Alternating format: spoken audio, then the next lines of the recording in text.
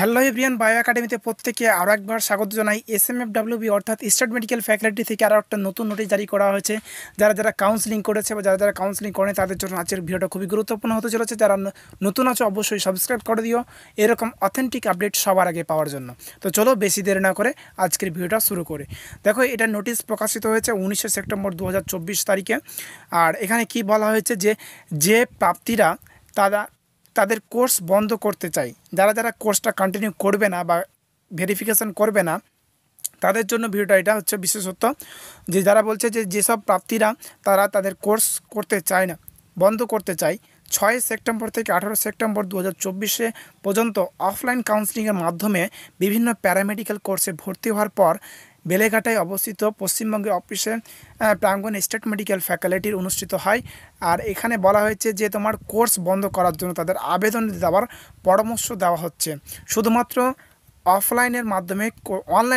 শুধুমাত্র অনলাইনের মাধ্যমে কোর্স ফি এবং রেজিস্ট্রেশন ফি ফেরত দেওয়ার আবেদন করতে হবে। এই কোর্সটা তুমি অফলাইনের টাকাটা দাও বা তুমি ডিমান্ড ড্রাফটকে দিয়েছো, এই টাকাটা তোমাকে অনলাইনের মাধ্যমে দেওয়ানো হবে। তো এখানে আরও কী বলা হচ্ছে যে এখানে বলা হয়েছে যে মোট তার ভর্তির তারিখে 30 দিন। ধরো তুমি যদি 6 তারিখে অ্যাডমিশন হয়ে থাকো, তাহলে সামনে 6 তারিখে মানে 6 অক্টোবরে তোমার 30 দিন জুটে যাচ্ছে। 30 দিনের বেশি হয়ে গেলে তাহলে তুমি ওটা অ্যাপ্লাই করতে পারবে না।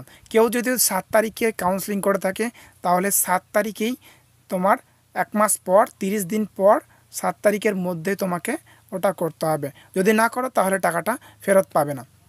তো তারপর আর কি বলেছে, সংশ্লিষ্ট প্রাপ্তিদের তাদের অভিভাবকদের কাছ থেকে সম্মিলিত চিঠি এবং তার নিজ আবেদন লগইন ক্লিক করে বাতিল ফাঁকা চেক, ব্যাংকে পাসবুক প্রথম পৃষ্ঠা বা একটি অনুলিপি এবং সহ জাতীয় অ্যাপ্লিকেশন আপলোড করার পরামর্শ দেওয়া হচ্ছে।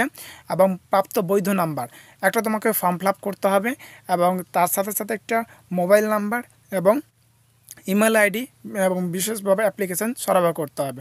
এখানে তোমাকে কত টাকা ফেরত দেওয়া হবে, এখানে 5,000 টাকা তোমার মাইনাস হয়ে যাবে। 20,000 টাকা দিয়েছিলে, 20,000 টাকা থেকে 5,000 মাইনাস হয়ে যাবে, দিয়ে তুমি টাকাটা ফেরত পাবে কত, 15,000 টাকা। শুধুমাত্র 15,000 টাকা কোর্স ফি হিসাবে দেওয়া হবে।